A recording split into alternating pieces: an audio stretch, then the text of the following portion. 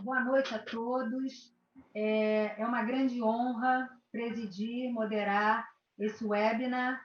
Nós estamos no 29º webinar ou live desde o início da pandemia, que a Associação Brasileira do Sono convida, ilustres participantes para nos ajudar, nos informar sobre questões do sono nas diversas áreas. E hoje eu tenho uma grande honra de moderar esse webinar com o professor doutor Sérgio Tufik, meu querido amigo. Eu agradeço muito ter aceito o nosso convite. Essa foi uma iniciativa, uma ideia da diretoria da Associação Brasileira do Sono, que é composta por mim, pela Cláudia Moreno, pela Márcia Assis e pela Silvia Conway. Todas nós, na hora que a ideia surgiu, a gente ficou aguardando ansiosa o seu aceite para essa live, que é falar de um assunto tão importante, que é o sono no Brasil. Obrigado, André, que prazer. E obrigado pelo querido. Eu até pedi para você o querido e você realmente compareceu com ele. Mas é um querido mesmo, é de coração, viu? Muito obrigado. Doutor Sérgio, começando aqui, nós também temos um chat aberto, se os nossos ouvintes quiserem fazer alguma pergunta, a gente vai ler, estamos à disposição aqui para eu passar a pergunta. Mas eu queria começar perguntando como e quando começou a medicina do sono aqui no Brasil? Eu diria que a medicina mesmo, eu acho que foi na década de 80. Mas na década de 70, nós já tínhamos algumas pessoas se movimentando, e tentando entender a questão do sono. Porque, na verdade, só apareceu a primeira classificação dos distúrbios do sono em 1979.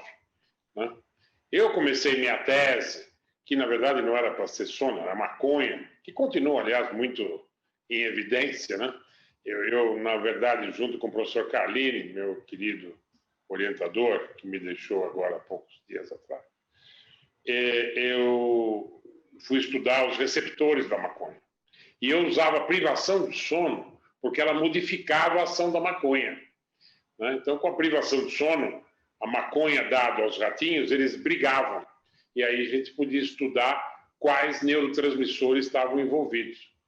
E como injetava a pomorfina, que é um agonista dopaminérgico, e também estava envolvendo a briga, a mesma que aparecia com o delta-9-THC, nós supunhamos que o sistema dopaminérgico, os receptores dopaminérgicos estavam envolvidos, na verdade, na ação da maconha. Isso não aconteceu, minha tese foi por água abaixo, e o Carlini ficou muito chateado com essa questão da maconha, mas ele já tinha tido descobertas muito importantes, tanto que ele é um dos ícones, na pesquisa da maconha. E aí eu acabei optando por estudar privação do sono paradoxal e sistema dopaminérgico. E eu fui muito bem sucedido, aconteceu. Descobrimos que a privação produzia supersensibilidade nos receptores dopaminérgicos. Isso teve um impacto razoável internacional. Me convidaram para conferências internacionais. Eu fiquei muito entusiasmado. Isso foi de 75 a 78. E em 79 aparece a primeira classificação dos distúrbios de sono. E isso me fez, lógico, ficar muito mais entusiasmado pela área. E aí alguns colegas aqui no Brasil estavam estagiando já nos Estados Unidos, tentando ter alguns conhecimentos, e nós nos reunimos e resolvemos fazer o primeiro congresso de sono no Brasil, que coincidiu na mesma data em que os americanos fizeram o deles, em 1986. Então, em 86, nós fizemos o primeiro congresso de sono aqui no Brasil, fizeram também lá nos Estados Unidos, e eu fiz meu primeiro também estudo epidemiológico, foi em 1986. Tudo isso, bom, então este ano acabou coincidindo com toda essa movimentação. E isso nos trouxe realmente a primeira possibilidade de encontro. Lógico que não havia polissonografia ainda, não estava estipulado, né, organizações médicas para que isso acontecesse, mas foi um pequeno início. Eu já tinha uma polistrografia instalada para pesquisa, né, no departamento de psicobiologia da Escola Paulista de Medicina naquela época, e aí as pessoas foram se aproximando, de tal maneira que em 92 a gente realmente fundou o Instituto do Sono. Aí tinha vindo o pessoal da Pneumo, com Nery, a Lia, a Sônia, né? Aí veio o pessoal da Neuro também, né, que acabaram trazendo as suas contribuições. Então veio a Dalva, veio o Luciano, e aí começou a se formar, primeiro uma briga entre os pneudos e os neuros.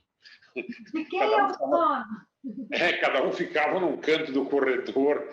Depois a gente se entendeu e achou que tinha que nos unirmos todos mesmo, porque sono é uma área muito, muito ligada a várias especialidades. Não dá para você enfiar. Então, quando surgiu então, a apneia e as cirurgias, os otorrinos vieram com tudo. Então, aí se juntou neuros, pneunos, otorrinos, aí a pediatria, a clínica, né? É uma área multidisciplinar, e aí tudo começou a acontecer, e nós nos entusiasmamos, e os grupos foram se formando, e aí, evidentemente, nos trouxe a possibilidade de criar uma grande estrutura, tanto de estudo e de serviços do sono. A Sociedade Brasileira do Sono surgiu nessa época também? Nós começamos um pouco, na verdade, nós fizemos esses primeiros congressos, o primeiro, segundo, terceiro, quarto, meio de maneira não formal, né? Nós formamos a sociedade mesmo no primeiro congresso em Porto Alegre, com o Denis Martinez, né? Então, nós fomos para lá, não havia mais subsídios naquela época, e aí nós nos organizamos e criamos, e nesse momento realmente foi, eu diria, um marco em que todos se uniram, mas havia aqueles congressos anteriores, eu diria informais, né? Que não havia ainda constituído a sociedade, não havia um CGC, não havia um CNPJ, né? Que seria hoje a grande organização. Mas foi aí que as coisas começaram, e nós, em 98, começamos os cursos também, né? Tanto para medicina do sono, como para técnicos, multidisciplinar, tudo isso começou em 98 no nosso Instituto do Sono. Você tem noção de quantos estudantes, quantos pesquisadores já passaram pelo Instituto do Sono? Se a gente agrega aí curso de extensão universitária, pós-graduação lato sensu, estrito sensu, de 98 a 2010, existe esse número mágico de quantos profissionais de saúde já passaram pelo Instituto? No total, nós temos uma visão de 4.000 que já passaram pelo Instituto. 1.600 médicos, que abriram, a gente imagina, mais de 1.000 laboratórios de sono pelo Brasil, né? Então, a gente foi acompanhando, evidentemente. Nós tentamos, inclusive, através da Sociedade Brasileira de Sono, credenciar esses laboratórios, né? Acho que até hoje vocês credenciam, eu imagino eu, né? Mas nem todos pedem esse credenciamento. Mas, em termos de médicos, foram 1.600, em termos de técnicos, multidisciplinar, odonto, tal, o total é 4.000 profissionais que já passaram pelo Instituto do Sono. Nossa, que legado, né? Que coisa impressionante, impactante. E desse grupo todo, o que isso gerou pesquisa básica, pesquisa clínica, e efetivamente publicação na área do sono, se a gente contar toda essa equipe que permanece ou que já passou pelo Instituto do Sono, sob sua orientação, quantas publicações a gente deve ter nessa área?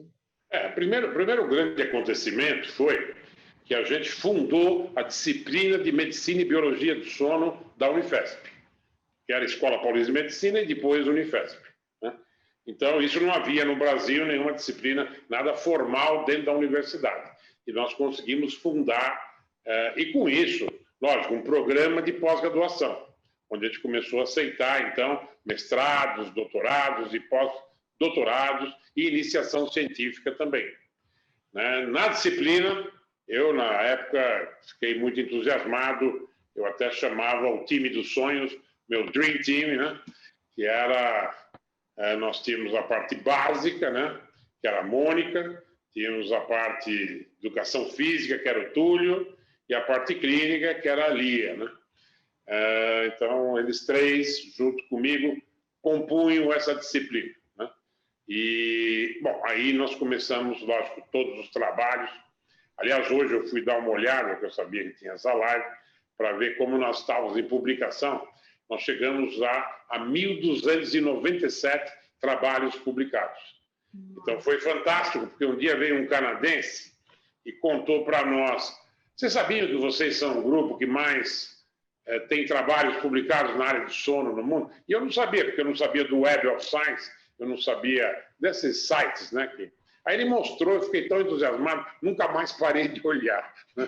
Toda hora eu ficava consultando como estava a nossa posição. Ficava babando, né? Ficava babando. Eu fiquei muito feliz, fiquei muito alegre, né? E o nosso grupo realmente trabalhou muito. Só para você ter uma ideia, quer dizer, em termos de estudos epidemiológicos, nós fizemos 4. Então, nós fizemos 4 décadas, 86, 95, 2007 e agora 2018, 19. Né? E mais um follow. Nós pegamos a turma de 2007 e 8 anos depois, trouxemos todos para o laboratório para ver o que aconteceu durante esses 8, 9 anos. Então, tudo isso, lógico, trouxe uma enxurrada de trabalhos. Né? E o trabalho mais citado nosso, quando nós descobrimos, porque os americanos tinham publicado, em 92, né, Terry Young, que a apneia era de 2% a 4% na população. Então, eu sempre achei que era muito mais, mas era muito difícil. Porque por questionário era muito difícil saber se você tem apneicos ou não. Então, precisava realmente trazer em laboratório. Imagina, eu precisaria ter uma quantidade de leitos enorme para trazer mais de 1.000 pessoas, né, para o laboratório, para fazer polissonografia, e isso a gente conseguiu em 2007. Né? Em 2001 eu criei, no começo do estudo sono, era no Napoleão, com 10 leitos, que hoje é 13. E aí eu consegui 80 leitos, 70 leitos na Marselhesa, e aí deixei um andar só para epidemiologia. Então, em 2007, a gente conseguiu fazer, e realmente nós descobrimos, pasmem, que 1/3 da população tem apneia. Né? Então, esse trabalho é um dos mais citados hoje, ele realmente mudou a visão, porque muda, inclusive, a visão da questão de saúde pública, né? Porque a apneia realmente tem consequências cardiovasculares, tem consequências metabólicas, e isso acabou provocando uma mudança nessa visão. E a diferença de 2% a 4% para 33% da população, que era 32,9%. Depois confirmaram isso na Suíça, né, no epidemiológico, e aí todo mundo começou a fazer, e a própria Terry Young, né, refez os dados dela e chegou agora em 20 e poucos, 30%. Então, nosso trabalho foi consagrado. Né? Mas esse eu acho que foi uma grande descoberta que a gente fez na época. Mas nós tínhamos várias áreas de pesquisa, né, tanto básicas como clínicas. Né? Então, nós trabalhamos em várias áreas. Eu sempre entusiasmei todos os pesquisadores a fazerem o que gostam. Eu acho que é muito importante o sujeito fazer o que gosta. Né? Acordar de manhã com aquela vontade, com aquela tesão, né, de fazer. Eu acho que isso muda muito as coisas. Eu não gosto de impor um trabalho. Né? Muitos me disseram, se você concentrasse todo esse grupo para fazer só numa linha, você seria o campeão do mundo nessa linha. Eu falei, isso é verdade, mas eu não vejo isso como um grande acontecimento, porque você teria que forçar muitas pessoas a fazerem o que não gostam. Então, todos que passaram pelo nosso grupo sempre fizeram aquilo que gostavam, né? Até coisas que eu era contra, né? Com a Mônica, ela queria muito estudar dor e sono. Eu sempre dizia, bobagem, porque dor, obviamente, atrapalha o sono, né? Esquece esse negócio, mas ela gostava muito. Então, deixei ela fazer, foi para o Canadá, enfim. No fim, acabou dando um trabalho lindo que ela fez, que foi, na verdade, a privação de sono, ereção e comportamento sexual, né, que começou em ratos, depois para ser humano, e aí disparou uma série de publicações. Mas eu sempre gostei que as pessoas fizessem o que tem vontade, o que vibram e o que traz motivação. Eu acho que isso que é o grande motor, né, da ciência, de fazer com que a turma produzisse e gostasse do que tivesse produzindo. E a riqueza e a beleza do sono é exatamente essa multidisciplinaridade, né? A gente acaba aprendendo sempre, porque você está do lado de uma psicóloga, de um fono, de um pneumo, de um cirurgião, no mesmo lugar, no mesmo evento. Eu me lembro, eu acompanhei essa obra da Marselhesa, viu? Porque minha especialização no Instituto foi em 2001. Então, eu ia toda semana para São Paulo e aí eu via os andares subindo, mês a mês. Então, eu acompanhei exatamente isso. É que nós inauguramos em 2002, né? 2002. Exatamente. E mundialmente, doutor Sérgio, eu acho que a gente nota isso, né? O brasileiro, quando chega num congresso de sono no exterior, ou num congresso mundial, em algum continente aí, a gente nota o respeito. E eu acho que esse peso a gente deve a essa quantidade de pesquisas que as pessoas, né, acessam, né, cientificamente por esses sites, e o Brasil acaba ficando nesse ranking de respeito. E isso a gente nota quando a gente vai para os congressos internacionais. Com certeza. Eu acho que nós conseguimos mesmo no Brasil, né, ter um grande número de pesquisadores, né, não só na Unifesp, na USP nós temos colegas brilhantes, maravilhosos, que fazem trabalhos incríveis, né, com grande impacto, e eu acho que isso tudo trouxe, né, um grupo e uma produção expressiva, né? Então, se você pegar Rio Grande do Sul, tem uma produção muito importante, né? Paraná, formaram grupos muito interessantes, Santa Catarina, né? São Paulo, né? Bom, Rio de Janeiro, nem preciso falar o que tem de laboratórios, o que tem de pesquisadores, né? O FRJ, enfim. Eu acho que nós, Natal, né? Nós montamos grupos em Natal, né? Para trabalhar com sono, para trabalhar com Pernambuco. Enfim, o Brasil realmente se entusiasmou pelo tema. O tema é vibrante, né? Era muito estranho, inclusive, que as faculdades não tivessem sono. Porque o grande problema era como acessar o sono. Porque se a gente pensar em termos da importância do sono, não tem nada que a gente gaste mais tempo para fazer uma reorganização do organismo do que o sono. Imagina, a gente gasta 1/3 da vida para fazer homeostase, né? Comida, você come rapidamente, 20, 30 minutos, né? Mas o sono, imagina, você gasta, tem pessoas até metade da vida, né? Tem gente que dorme muito, né? E realmente, lógico que teria que ter uma importância muito grande, né? Mas na época não se sabia. Eu acho que a grande revolução do sono mesmo foi a polissonografia. Foi como acessar o sono. Porque antes disso, o sujeito chegava para o médico e dizia, eu não estou dormindo. Dava lá um anestésico e fazia o cara dormir, né? Tanto que começou com barbitúricos, né? Depois vieram os benzodiazepínicos e hoje as drogas mais sofisticadas, ciclopirrolonas, não benzodiazepínicos. Mas, na verdade, sem a polissonografia, como é que você ia descobrir apneia? Como é que você ia descobrir mioclonias? Como é que você ia descobrir movimento de pernas? Como é que você... Narcolepsia, né? Quer dizer, bom, você podia ver narcolepsia, mas seria difícil você classificar. Então, eu acho que a polissonografia foi a grande revolução. Então, quando surgiu na década de 70, em termos experimentais, na década de 80 já começaram a colocar no inventário médico, né? E na década de 90 disparou realmente, aí os convênios começaram a pagar, e aí virou realmente um exame muito importante, né? E a gente sabe a importância que tem a apneia, né? Nas consequências cardiovasculares, na hipertensão, na fibrilação, nos ritmos cardíacos, né? No síndrome metabólica. Então, tudo isso tomou muita força, né? E hoje, realmente, nós temos muito aqui agradecer a polissonografia. Eu acho que isso foi fundamental na medicina do sono. E nós temos muitos médicos hoje, né, do sono, que precisam da polissonografia para fazer seus diagnósticos e fazer suas condutas. Né? Você ia falar, André?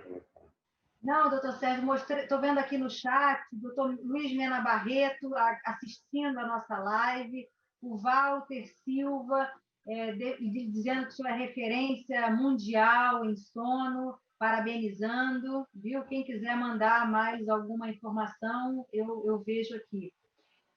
Uma outra questão bom, essa paixão tão antiga pelo sono, e hoje, você se sente realizado por ter sido pioneiro em plantar essa semente nos 4 cantos do Brasil, formando profissionais que fazem diagnóstico de transtorno de sono, que cuidam de pacientes com problemas de sono, inúmeros laboratórios de sono, que infelizmente a ABS já tentou catalogar, a gente certifica laboratório, mas a gente não tem esse número de leitos de sono ainda pelo Brasil.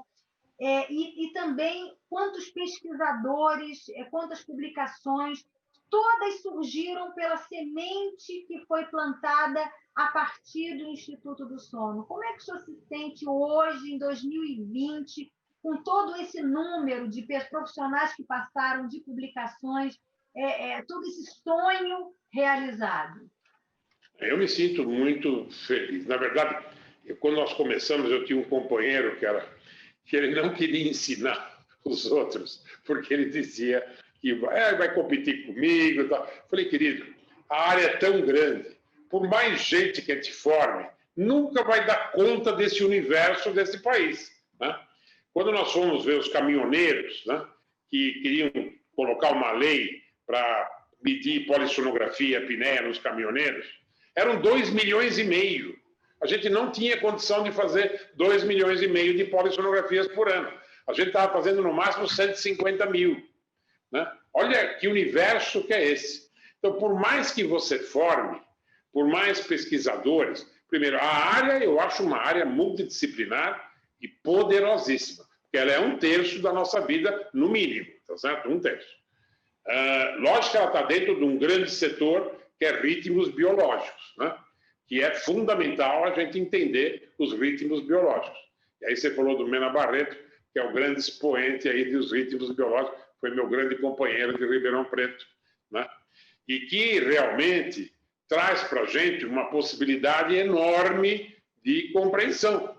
E aí você precisa, dentro desse núcleo, né, do sono, você começa a ver todas as especialidades sendo afetadas. A primeira coisa que a gente fez quando começou a privar de sono, que a primeira ideia foi, vamos privar de sono e ver o que acontece. Todos os sistemas são alterados.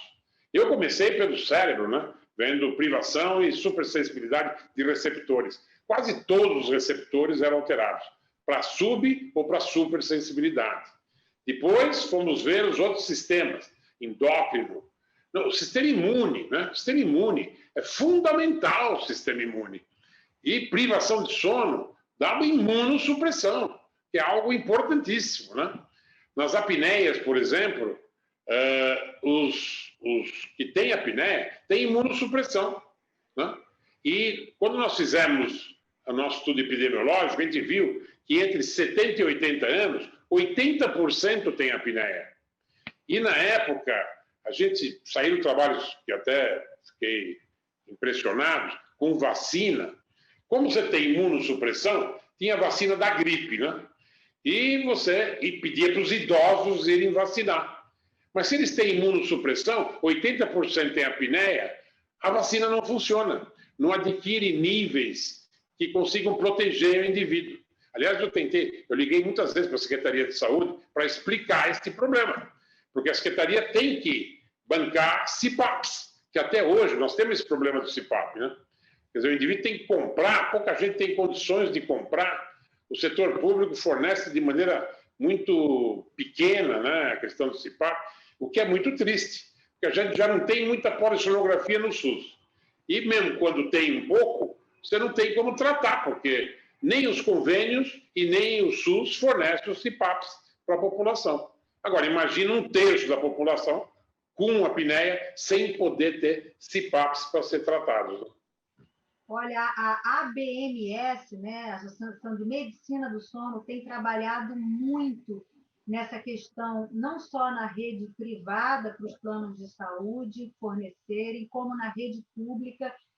Infelizmente, a gente ainda não conseguiu esse aceite, essa obrigatoriedade, mas existe todo um projeto, né, um trabalho incessante nessa questão do fornecimento do CPAP. Isso realmente não está esquecido, tamanha gravidade. O doutor Mena Barreto comenta aqui exatamente essa questão da globalização, da privação de sono de forma crescente.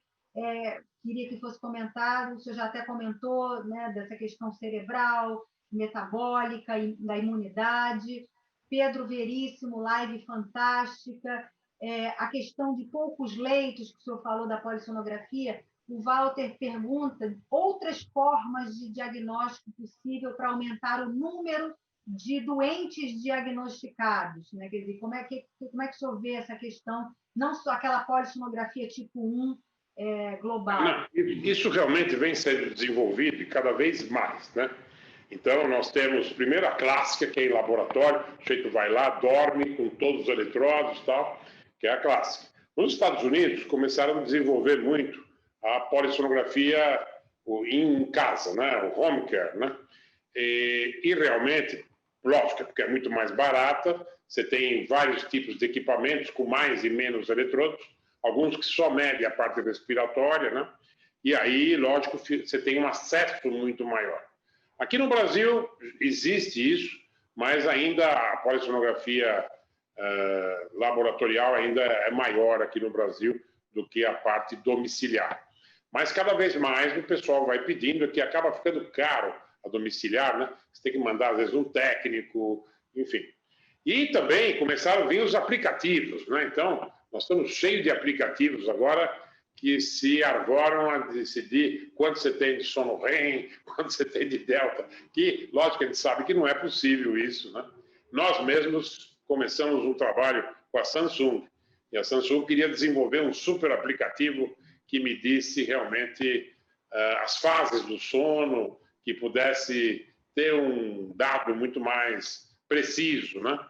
Nós fizemos um trabalho, muito tempo atrás, de actimetria, né? O actômetro é antigo, era muito caro antigamente, custava $2, $3 mil, hoje está um pouco mais barato, mas ele mede temperatura. Teve até um desenvolvimento aqui no Brasil, que nós tivemos um aporte da FAPESP, né, no nosso CEPID, para desenvolver, Mena Barreto, inclusive, trabalhou nisso, desenvolvemos um actímetro brasileiro, né?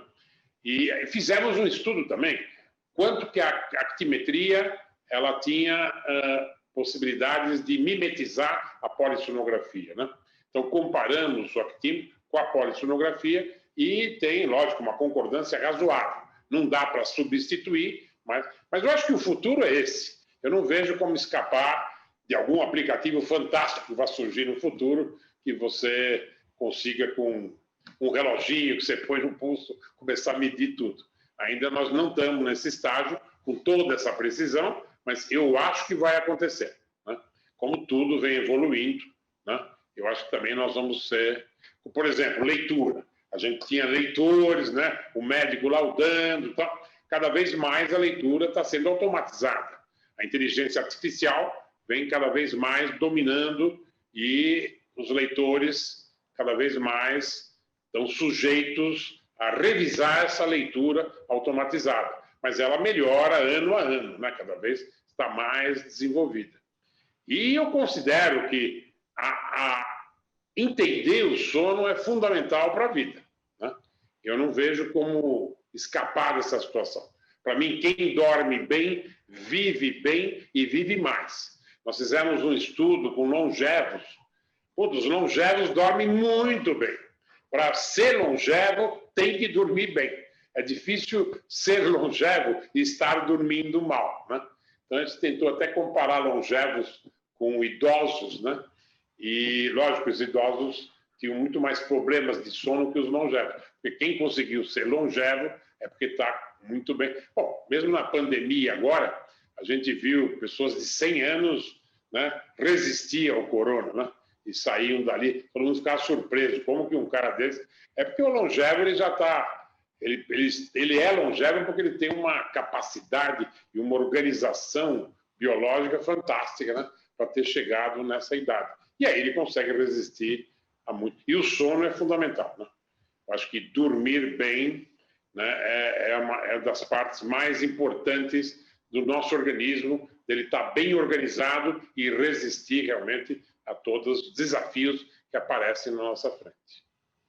Doutor Sérgio, a nossa live está bombando, já esgotou aqui pelo webinar, já abrimos no Facebook, nós temos muitos elogios aqui, eu vou citar os nomes das pessoas: Priscila Morelhão, Milene Bertolini, Rodrigo Calil, a Silvia Conway, nossa secretária da ABSONA, Luiz Gregório, Lenise Kim perguntando no futuro da pesquisa científica em sono, quais são as áreas e temas mais promissores que o senhor vê?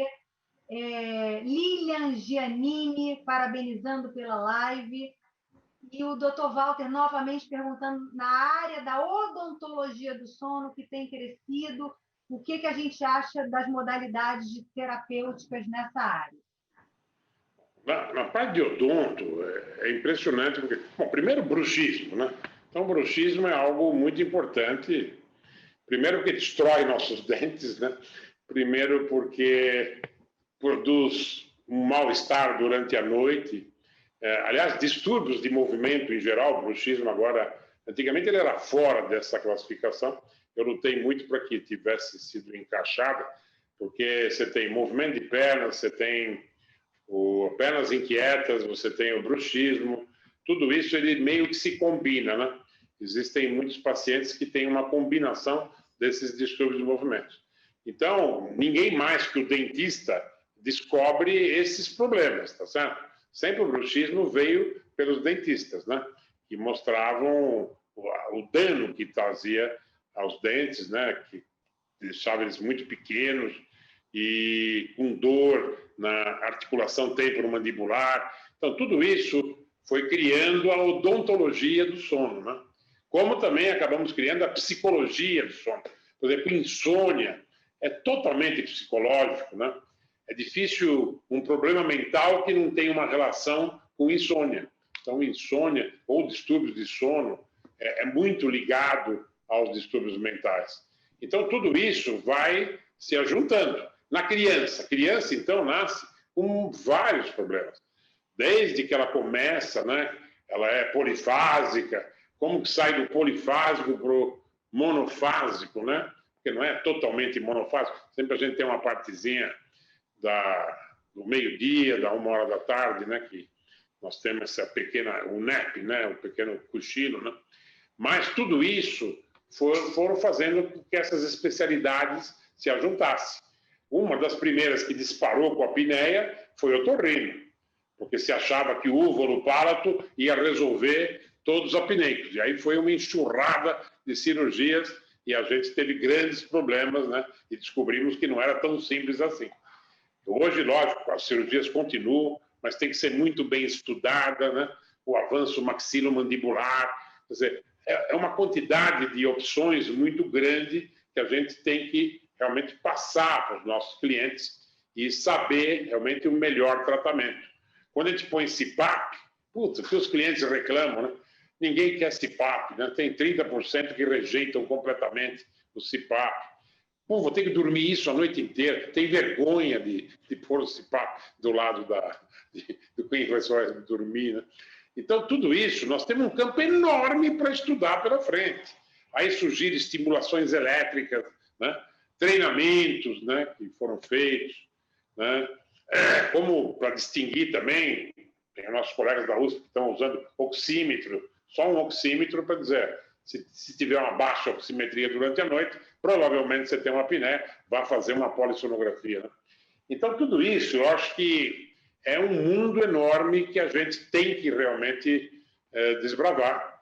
E está aberto. está aberto, né? Porque eu acho que o advento da polissonografia foi fundamental para as pesquisas, e depois disso os aplicativos, e depois disso os actímetros, e depois disso os ritmos biológicos, e nós estamos cada vez entendendo mais como que a gente funciona, né? Como fazer homeostase no nosso organismo. Então, eu vejo para os jovens agora um campo, a parte de sono completamente aberta. Ele está acabando de ser instalado nas nossas universidades. A maioria das universidades nem tem essa cadeira, né? Às vezes entra pela pneuma, às vezes entra... Mas uma cadeira de sono mesmo, são poucas universidades que têm. Então, eu vejo um campo completamente aberto. Olha, Mônica Anderson, parabéns, meu querido professor. Olha, Mônica, eu também chamei ele de querido, viu? Ele me pediu. Lia Bittencourt, minha amiga querida, me dando muitos parabéns, viu? A Lia está aqui com a gente. Karina Haddad, Jaime Matos, Giovana, parabéns, doutor Sérgio, muito conhecimento. Júlio César Bruno, Mônica Martinelli, muito bom, parabéns. Enfim, são muitas pessoas, né, que o senhor deve estar passando na sua cabeça aí, essas pessoas todas que já passaram, muita gente tem saudade, eu morro de saudade de estar no Instituto. Se eu pudesse, eu vivia só estudando, só de pesquisa, mas, infelizmente, a gente tem que botar isso em prática também, né, doutor Sérgio? E usar a tecnologia em nosso favor. Eu nesse momento, 2020, mas espero que nunca mais volte um ano desse, eu estou sofrendo muito pela falta do presencial, porque realmente fazer esse live é muito agradável, tá? Mas não poder ver as pessoas, não poder ver a vibração das pessoas, saber o que está acontecendo, né, com quem você está falando, é muito triste, né? É muito difícil. Eu sinto que sempre que a gente deu palestras de sono, tá, sempre tem um impacto muito grande nas pessoas. Todos gostam muito, não só pelos problemas que tem, mas todo mundo tem muita curiosidade com o sono, né? O público, em geral, quer saber o que é sonho. Por exemplo, os sonhos encantam as pessoas, né? Por que eu sonho, né? Eu sempre coloco, inclusive, que estudar sono é uma das coisas mais nobres que a gente tem. Nós temos muitos tecidos no corpo, né? Então, a parte ortopédica, né? Nada contra os ortopedistas, mas é uma coisa mais mecânica, né? Substituído por titânio, essas coisas. A parte de... Todos os órgãos quase são trocados, né? Até o coração. Você troca coração, troca fígado, até que você chega no cérebro, e ali, sim, ali está a parte nobre nossa, né? Você não pode trocar o cérebro, você não pode mexer no cérebro. Dentro do cérebro tem coisas mais simples, né? Reflexos, sensibilidade, parte motora, mas tem uma que é fantástica, que é incrível, que é a consciência. E na consciência vem uma coisa mais incrível ainda, que é quando a gente dorme, que é a mudança do estado de consciência. Então, quando eu começo as aulas em geral, eu falo, vocês estão estudando o que é de mais sublime e mais fantástico no ser humano, que é a troca de consciências, que é o máximo que tem na nossa espécie, né? E a nossa espécie é o que há de melhor que a gente conhece no nosso universo, né? A gente não viu nada melhor que nós ainda no nosso universo. Então, quando começa a estudar sono, estudar troca de consciência, é incrível. Os sonhos, por exemplo, o sono REM, pô, é importantíssimo, né? E quando a gente priva de sono REM, eu sempre coloco para os alunos, só a privação de sono, 10 dias, o animal morre. Então, o sono é fundamental para a vida. 20 dias sem sono REM, o animal também morre. Em ser humano, a gente nunca fez, espero que a gente nunca tenha feito esse tipo de pesquisa. Mas a gente sabe da importância do sono. E os sonhos, então, parece ser fundamental durante a noite, né? 90 minutos de sonho em 4 a 5 períodos, né? E a apneia pega exatamente essa fase, né? A coisa que eu mais gostava quando eu comecei a tratar os apneicos era pegar aqueles apneicos graves, colocar o CPAP, e aí ele tinha uma noite inteira de REM, né? Um repote de REM incrível. E eu gostava de ver o cara acordar, porque parecia um grande orgasmo noturno, né? O sujeito acordava numa felicidade, numa alegria, né? E eu vibrava de ver aquilo, aquela noite de REM poderosíssima, né? Que o cara passava já há muito tempo sem ter, e na hora que você põe o CPAP, tudo isso ocorre, né? Então eu vejo que é uma área muito, muito bonita, né? Uma área muito desafiante, né? Eu acho que o cérebro, estudar a si mesmo, já é complicado. Agora, estudar consciência, quer dizer, a nossa consciência, estudar a nossa consciência, é completamente desafiador. Até a gente pode perguntar, será que é possível? Tinha que ser alguma coisa superior, né, para estudar a nossa consciência. Como é que a própria consciência vai estudar a si mesmo, né? Ainda mais a troca de consciências, que é o sono, que é dormir. É realmente desafiador, né? Exato. E aí é gostoso, porque você entra numa área que é só desafio o tempo todo, né? O tempo todo. Olha, doutor Sérgio, é tanta mensagem. Silvana, Aguinaldo, Laura Castro, Lígia Silva, Maria Cláudia, Rogério, querido Rogério, Calbi, né? As pessoas estão assim, grande Calbi, enebriadas. Diretamente de Fortaleza, é um perigo. Muitos parabéns mesmo. Eu gostaria de lhe fazer uma pergunta. Qual é a mensagem que o senhor daria para o jovem profissional de saúde, médico ou qualquer outra especialidade, para que eles sintam motivados para ingressar nessa área, para estudarem essa área do sono nas suas várias facetas? Eu diria assim, independente da área que ele escolha, o sono é fundamental. Né? Se você pegar a privação do sono, pode escolher o que for. Se for sistema digestivo, você vai ver que dá úlcera. Se for sistema endócrino, você vai ver que muda os seus hormônios. Se for no ciclo menstrual da mulher, muda completamente o ciclo, até chega a parar o ciclo com a privação do sono. Se for na pele, né? Então, a Mônica vem estudando pele ultimamente, sono danifica a pele. Então, se você tiver um belo sono, você vai ter menos ruga, você vai ter menos ataques à sua pele, né? Então, a pele vai estar muito mais viçosa, muito mais brilhante. Então, independente da área que você tiver, você tem que saber do sono, porque ele é 1/3 da vida, às vezes é metade da vida, e ele influencia tudo. Eu diria, não bobeiem com o sono. O sono é fundamental. Tem que fazer parte da anamnese em qualquer das especialidades, porque ele altera completamente qualquer dos sistemas que nós hoje estudamos.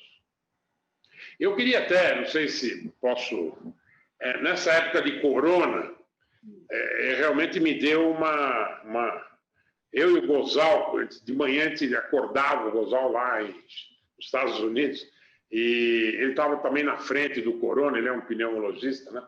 Ele é um pneumopediatra, e a gente acordava de manhã e começava a contar um pouco do que estava acontecendo. Eu aqui em São Paulo, em Santos, né, nós abrimos também 26 UTIs para corona, e eu também abri uma quantidade de exames aqui, a gente fazia 6, 7 mil exames por dia, né? De PCR, enfim. E a gente conversando, a gente começou a ver, quem que agrava a síndrome do corona? Homem, idoso, obeso. Nós falamos, isso para nós é a apneia. Homem, idoso, obeso e apneia. E a apneia produz quais comorbidades? Diabetes e hipertensão, que são as duas que mais matam no corona. Nós até fizemos um trabalho, publicamos, né, com essa hipótese, porque realmente todo mundo falava de tudo menos de apneia. Mas a apneia realmente concentra tudo o que acontece no agravamento do coronavírus. E mais um problema ainda que não é citado. Com a privação do sono, você tem a imunossupressão. Então, o vírus entra e detona com o paciente, né? Ele cria realmente uma situação gravíssima. Eu até sugeri que os apneicos não deixem de usar o CPAP nesse momento de pandemia. É o grande momento que você tem que usar o CPAP. Porque se você ficar imunossuprimido, homem, obeso, idoso, com diabetes e hipertensão, os casos de morte que a gente vem acompanhando. Muito maravilhoso.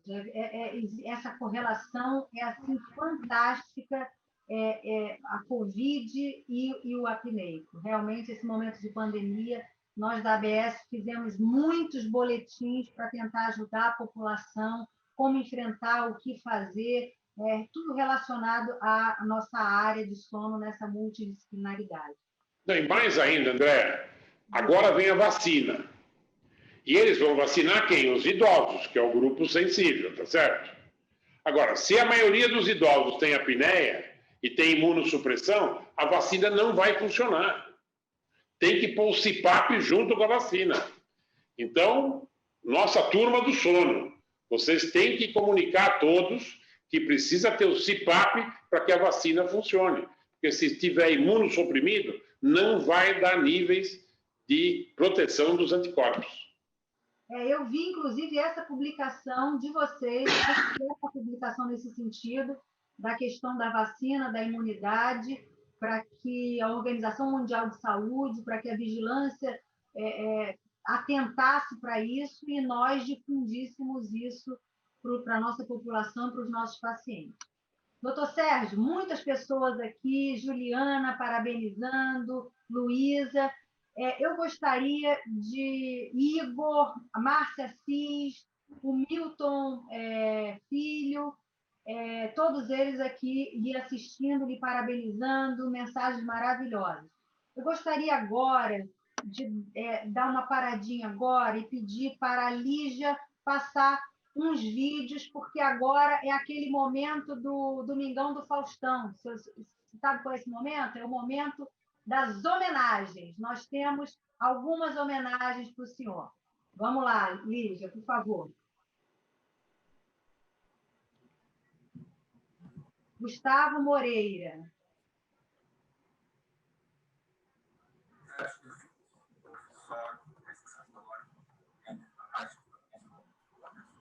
Está baixo, Lígia.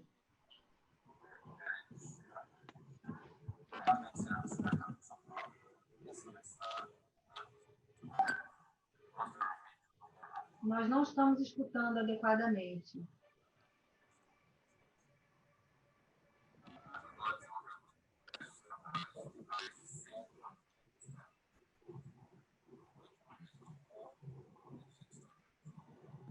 Lígia, a gente não consegue escutar o áudio.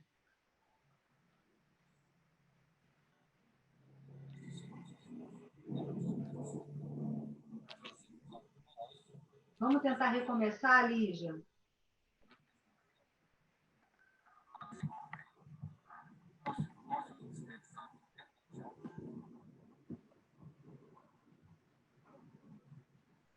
Vocês me escutam? Eu lhe escuto, mas o áudio da homenagem não está passando, não está escutando.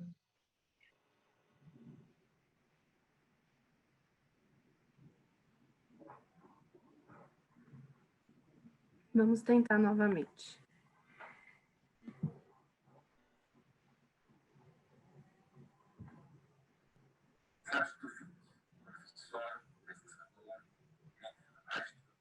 Não.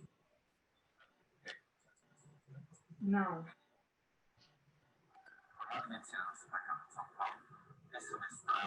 Muito baixinho.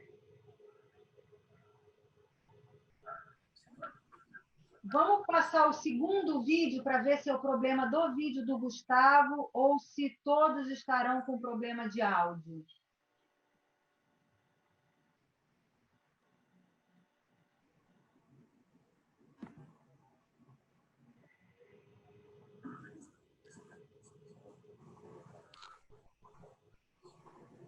Não tá.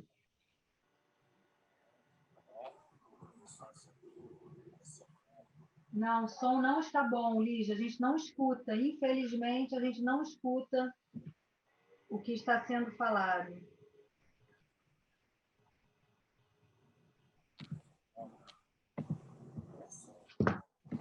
Doutor Sérgio, era uma homenagem linda, mas infelizmente essa questão tecnológica às vezes nos dá uma rasteira que a gente fica muito triste.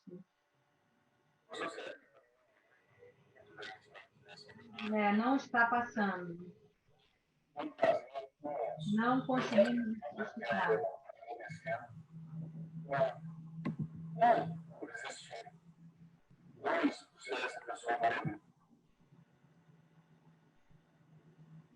Tem que ver a formatação, porque desta forma nós temos alguns grandes participadores dessa sua vida no sono, dessa sua trajetória do sono, e nós pedimos que eles gravassem uns vídeos para que a gente pudesse passar aqui ao vivo para todas as pessoas assistirem. Eu não sei se a Lígia está tentando ainda. Se ela não conseguir, de qualquer maneira, todos eles serão entregues pessoalmente ou, enfim, virtualmente para o seu e-mail, mas eu gostaria que todos pudessem ver essa homenagem. Se de todo a gente não conseguiu, o que a gente pode fazer é colocar no site da ABS, que aí não só o senhor assiste, como toda essa população da área de sono que está aqui conosco possa assistir. Compartilhar a tela tem compartilhar áudio. Estão falando aqui, nos ajudando aqui. Mas vamos tentar só mais um pouquinho, doutor Sérgio, porque ficou muito bonita a homenagem. Tem um ícone na tela de compartilhamento que fica no canto inferior esquerdo.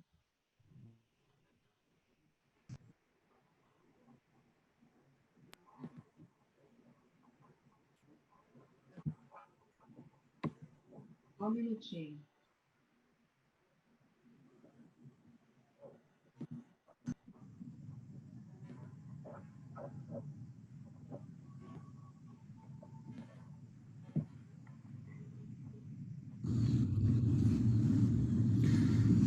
Sérgio Tufik, professor, pesquisador, líder, mas mais do que tudo isso, uma pessoa que motiva e aglutina as pessoas para desenvolver grandes trabalhos. Formado em Medicina na Santa Casa de São Paulo, fez seu mestrado na USP de Ribeirão Preto e, posteriormente, o doutorado em Psicofarmacologia com o professor Carlini na Escola Paulista de Medicina. Ajudou a desenvolver diversos trabalhos, tem mais de 100 alunos de mestrado, doutorado e pós-doutorado, publicou de mais de 1.200 trabalhos em periódicos indexados e, principalmente, ajudou a fundar a Associação Brasileira de Sono, aglutinou diversos cientistas e profissionais de saúde para fazer o que, no início, era uma coisa restrita a poucas universidades e que, progressivamente, foi ampliando. Ajudou a desenvolver cursos de extensão que permitiu desenvolver e expandir o conhecimento do sono para toda a comunidade brasileira. Os profissionais de saúde do Brasil que trabalham no sono, os pesquisadores que trabalham no sono e a diretoria da Associação Brasileira do Sono está muito grata com tudo isso que o Dr. Sérgio Tufik tem feito por todos nós esses anos. Mais uma vez, muito obrigado.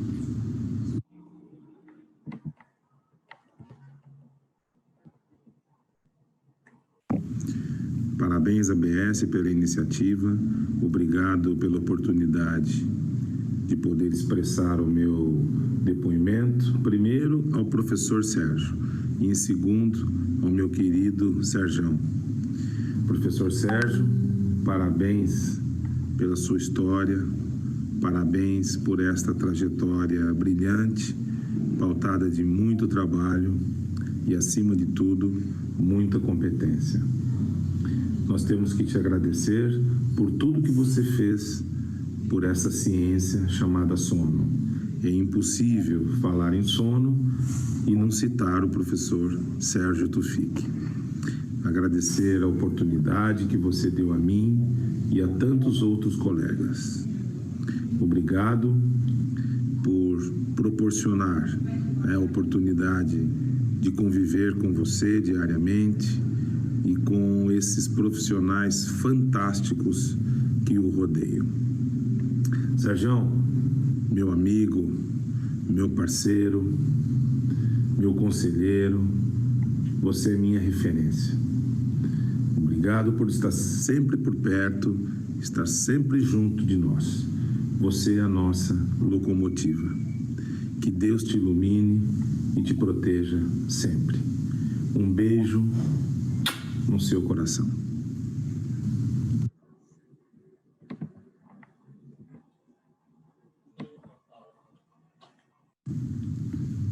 Querido Sérgio, é com muita alegria que eu expresso a minha gratidão, o meu respeito, a minha amizade e meu amor por você. A sua marca na minha vida não é só profissional, mas também pessoal. Você sabe que você está comigo desde o início. A aula do César Hades nos deu a chance de nos conhecermos. Desde então, segui muito próximo de você, no início como estagiária, depois como funcionária. Mas mais do que tudo, desde o primeiro dia do nosso contato, eu vi que você acreditou em mim. E o seu olhar sobre mim, atento, verificando as minhas capacidades, confiando em mim, dando votos para que eu de fato exercesse tudo aquilo que eu tinha de ideia na minha cabeça, me fez também acreditar em mim, aumentou a minha autoconfiança e isso eu levo para o resto da minha vida. São marcas indeléveis que você tem dentro da minha trajetória, dentro do meu coração. Não há um relato, um momento que eu conte sobre a minha vida, seja pessoal ou profissional, em que você não seja citado. Então saiba que você está sempre comigo e isso é muito, muito bom. E quero te contar também, talvez isso eu nunca tenha te contado, que no dia em que eu te comuniquei que eu ia sair do Instituto do Sono, eu percebi no seu semblante uma satisfação, como se você reconhecesse que eu estava preparada para ir para o mundo. E isso foi muito gostoso, perceber que você estava ali, torcendo por mim, sempre. Minha profunda gratidão e meu sincero amor por você. Obrigada.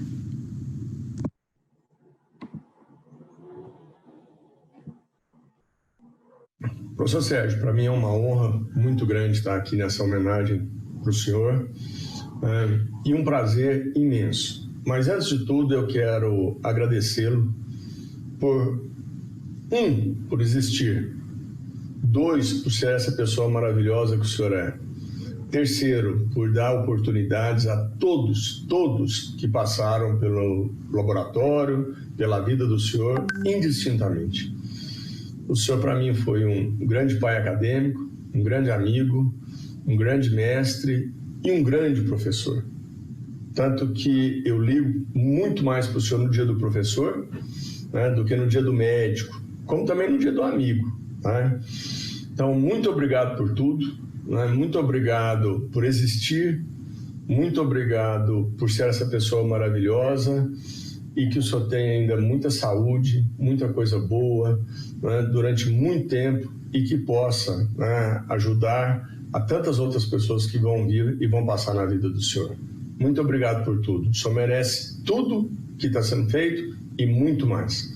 E o sono no Brasil tem que agradecer a existência do senhor, pelo senhor ter aberto as portas para todas as pessoas e ter construído essa magnífica rede na área do sono dentro do Brasil.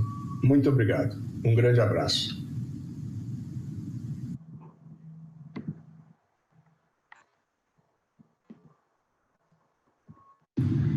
Sérgio, que alegria poder dizer algumas palavras para você nessa homenagem, tanto como uma profissional do sono, como um membro da Associação Brasileira do Sono atualmente. Eu queria aqui dizer meu muito obrigada a você por tudo que você fez, você faz pela medicina do sono no Brasil. Te dizer o quanto eu te admiro, o quanto você é uma inspiração por acreditar num sonho, por conseguir construir tanta coisa, ser um exemplo para nossa carreira, para sempre. Eu queria aqui dividir com você e com todos que estão assistindo essa live uma experiência muito linda que eu tive há mais de 20 anos, quando eu estava fazendo meu fellow nos Estados Unidos, e o Dr. Mark Mahaud, ele estava escolhendo um equipamento para uma polissonografia digital, nós ali estudando a polissonografia no papel, e foi um representante de uma empresa muito conhecida, muito boa, muito famosa, que até foi a escolha deles lá em Minneapolis para comprar equipamentos digitais. Estávamos todos os fellows e os médicos ali conhecendo a polissonografia digital, e o representante falou assim: de onde você é? Eu era a única fellow de fora dos Estados Unidos. Eu disse do Brasil. Ele falou assim, nossa, tem o Dr. Sérgio Tufik no Brasil, em São Paulo. Ele tem um andar todo do nosso equipamento. E eu já estava afastada há um tempo aqui da medicina do Brasil. E aquilo me encheu tanto de orgulho, de felicidade. Eu estava quase voltando para o Brasil e todos ali se voltaram para mim e disseram assim, nossa, parabéns, meu Deus, aqui a gente está escolhendo e lá já está com equipamento digital, quando você voltar você vai conhecer esse serviço, né? Eu disse, claro que vou. Eu me enchi de orgulho naquele momento, assim, de admiração por tudo que estava acontecendo aqui no país. Isso, possivelmente, quando você abriu o Instituto do Sono. E realmente eu voltei, eu conheci você, eu fui muito bem acolhida. Aquele orgulho, aquela alegria que eu tive em Minneapolis quando eu estava, assim, ainda estudando, ele só aumentou todos esses mais de 20 anos que eu conheço você, o seu trabalho. Eu aprendo muito com o Instituto do Sono, com os trabalhos que vocês publicam, com os profissionais que você forma. É um orgulho. Muito obrigada. Eu espero que você já receba tudo de bom que você faz em retribuição, que você continue recebendo. Obrigada. Você é um exemplo, é uma inspiração. Parabéns. Que você receba em dobro tudo que você faz e fez pela medicina do sono. Um beijo, uma enorme satisfação essa homenagem para você, viu?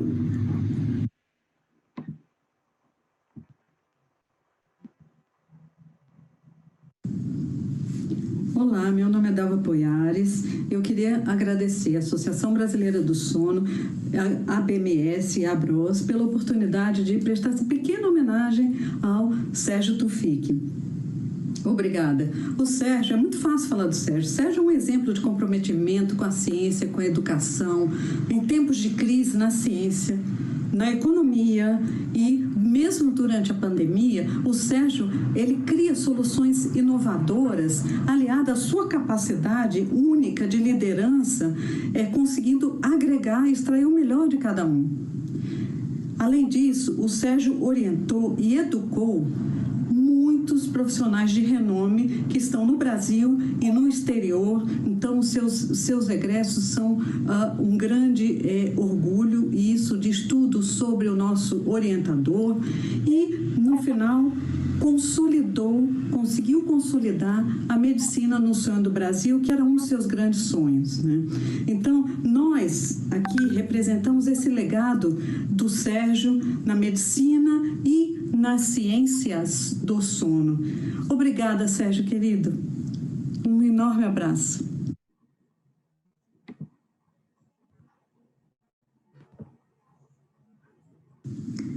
Sérgio, boa noite.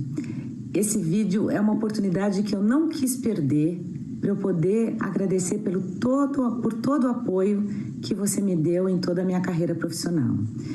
E eu queria falar não só em meu nome, mas eu queria falar como uma representante de todas as pessoas que você apoiou em muitos momentos da carreira profissional e que isso representou algo fundamental para a vida dessas pessoas, pessoal e profissionalmente. Então eu vim aqui para te dar um recado muito rápido, que eu aprendi muito com você no tempo que eu passei no Instituto do Sono, antes e depois, e em todas as vezes que eu precisei do seu apoio, você estava lá para me apoiar.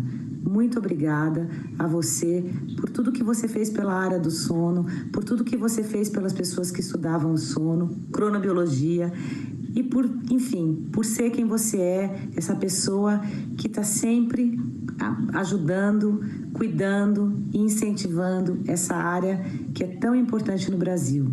Muito obrigada, um grande beijo para você, Sérgio. Tchau.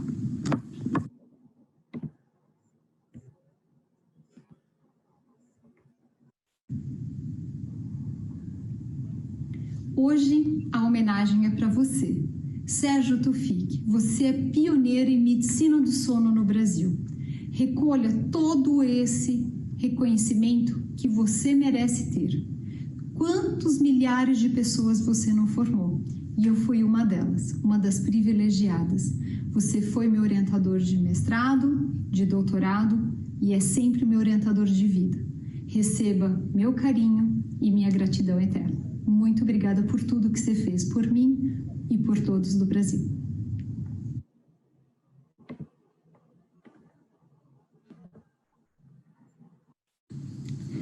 Dr. Sérgio, quero formalizar aqui a minha eterna gratidão pela forma carinhosa que fui recebida pela sua equipe no Instituto do Sono em 2001, quando iniciei a minha formação específica em Medicina do Sono.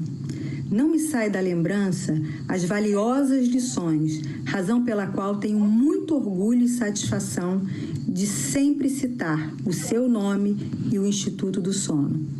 Também me lembro do Congresso Mundial de Sono, no Brasil, em São Paulo, quando você dedicou muita confiança em mim, me indicando para a diretoria da Associação Brasileira do Sono, abrindo as portas do Instituto, pedindo que eu escolhesse o melhor local para funcionar a sede daquele biênio, com o Chico Ora, Michel Carrale e Maurício Banhato.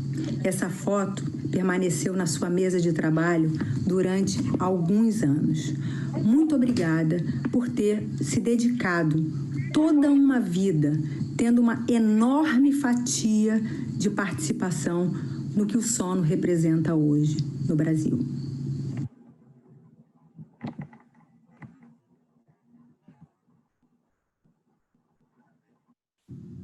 Eu gostaria de agradecer à Associação Brasileira de Sono pela possibilidade de eu fazer essa homenagem para o meu pai, e acredito que uma homenagem extremamente merecida para alguém que encara com tanta seriedade a medicina do sono, não só em termos de publicação científica, mas também na própria vida pessoal, não deixando que nada fosse priorizado em detrimento ao sono na sua rotina.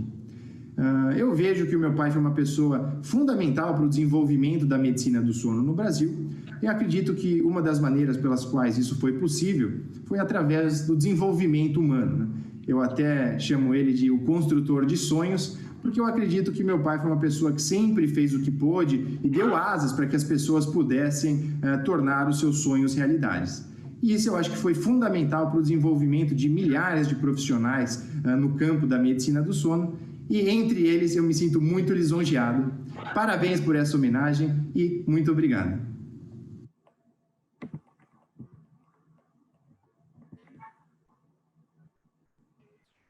E aí, querido, coração aguentou? Agora sim. É muita emoção num dia só, né? É muita história, né? Ver todo mundo, a Cláudia, a Silvia, né? Que saudades de vocês, que saudades. Quanta história, quanta coisa junto, né? E parece um filme passando, né? Assim, desde o início até agora. É muito, muito emocionante. Muito obrigado, Andréa. Foi realmente... Nunca imaginei que era tudo isso. Achei que era só uma pequena conversa entre... Mas eu estou ainda resistindo. Você vê que meu coração está bom ainda. Eu não infartei. Muito obrigado, querida. Foi muito incrível. Muito incrível. Olha, nós agradecemos muito, muito mesmo, tudo isso que você escutou nas diversas áreas, né? Familiares, dentro do Instituto, fora do Instituto, no mundo. É o que você semeou esse tempo todo, essa história aí de 30, 40 anos, e muito mais, porque o tempo é corrido, mas muitas pessoas poderiam ser convidadas aqui para lhe homenagear. Muitas delas lhe homenagearam, lhe parabenizaram aqui pelo chat, mostrando que teve frutos, teve muito fruto, né? Eu acho que toda essa dedicação de uma vida inteira, realmente, do Oiapoque ao Chuí, pode ter certeza que Sérgio Tuffique é falado e bem falado. Muito, muito obrigado, muita gratidão. Obrigado a vocês. Obrigado. E nós da Associação Brasileira do Sono, né, estamos finalizando mais essa live tão importante, uma das mais importantes da minha vida, porque eu também devo muito, muito a você, né? Eu comecei ali, tem mais de 20 anos, e eu te amo muito, muito, muito. Né? Nossa, todos vocês, muito emocionante. Queria estar até presencial para a gente chorar. Esse abraço de urso é muito gostoso quando a gente se encontra nos congressos, nos eventos. Muito obrigada. Muito obrigada a todos vocês que participaram dessa live. Uma live, enfim, histórica, né, para todos nós do Brasil, que vivenciamos em algum momento, em alguma dessas décadas, a sua presença, com certeza, passou por todos nós em algum momento das nossas vidas. Muito obrigada, doutor Sérgio. Pode dizer as últimas palavras, nós estamos finalizando. Muito obrigado. Um beijo. Tudo de bom, gente. Tchau.